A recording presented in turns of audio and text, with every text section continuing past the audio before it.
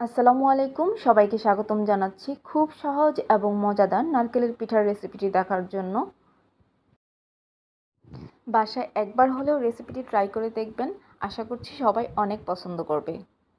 এই পিঠাটি তৈরি করার জন্য আমি একটা পাতিলে হাফ কাপ পরিমাণ পানি নিয়েছি। পানিটা যখন ফুটে উঠেছে তখন আমি এর মধ্যে হাফ কাপ পরিমাণ নারকেল কোড়ানো দিয়েছি, হাফ কাপ প্লাস 2 টেবিল চামচ চিনি দিয়েছি আর লবণ দিয়েছি স্বাদ মতো।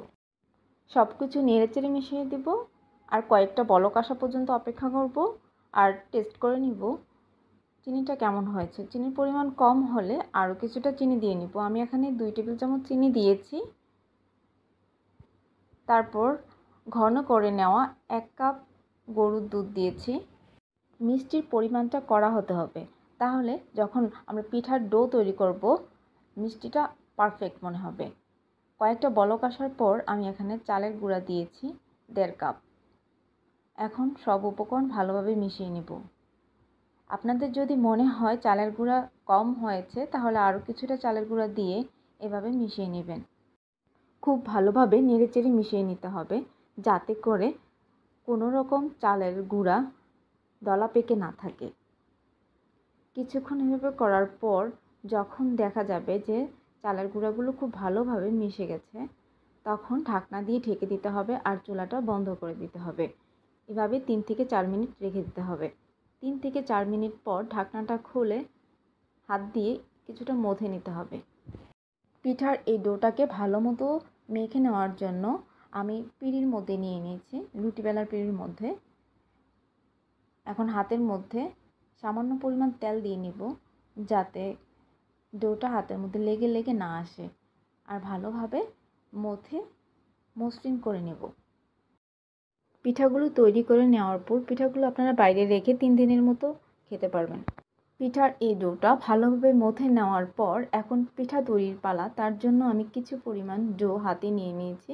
আমি এখানে বেশি পরিমাণে নিয়েছি, আপনারা চাইলে আরও কম পরিমাণ নিতে পারেন। আর যে পিঠার ছাঁচ আছে তার মধ্যে তেল লাগিয়ে নিয়েছিলাম আগে থেকেই। এখন পিঠার ছাঁচের ভিতরে ডোটা ঢুকিয়ে চাপ দিয়ে আমি চারপাশ থেকে বাড়তি অংশটুকু সরিয়ে নিচ্ছি। আপনারা চাইলে আরও জোরে চাপ দিয়ে পিঠাটা তৈরি করতে পারেন, সেক্ষেত্রে পিঠাটা ছোট হবে। একটা পিঠা কিন্তু তৈরি হয়ে গেছে। এভাবে করে আমি সবগুলো পিঠাই তৈরি করে নিব। তবে বিভিন্ন ধরনের যে পিঠার ছাঁচ আছে এগুলোর মধ্যে পিঠা তৈরি করলে ডিজাইনটা বিভিন্ন রকম হয়, দেখতে অনেক বেশি সুন্দর লাগে। এভাবে করে একে একে আমি সবগুলো পিঠাই তৈরি করে নিয়েছি। পিঠার ছাঁচের মধ্যে তেল না দিলে পিঠাগুলো কিন্তু ছাঁচের মধ্যে লেগে যাবে, পরে আর পিঠা বানালে সেই পিঠাগুলো দেখতে ভালো হবে না। সেজন্যই আগে থেকে পিঠার ছাঁচের মধ্যে তেল দিয়ে নিতে হবে।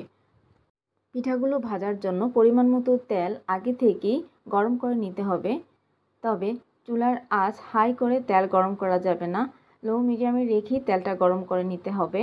তারপর পিঠাগুলো তেলের মধ্যে দিয়ে দিতে হবে। এক পাশ ভালো মতো হয়ে গেলে উল্টে দিতে হবে অন্য পাশ। এভাবে করে উল্টে পাল্টে পিঠাগুলো ভেজে নিতে হবে। চুলার আঁচ লো মিডিয়ামে রেখেই একটু সময় নিয়ে পিঠাগুলো ভেজে নিতে হবে। পিঠাগুলো যদি সময় নিয়ে ভেজে নেওয়া হয় তাহলে পিঠাগুলো কিন্তু উপর থেকে অনেক বেশি মচমচে হবে। আল্লাহ হাফেজ, আসসালামু আলাইকুম।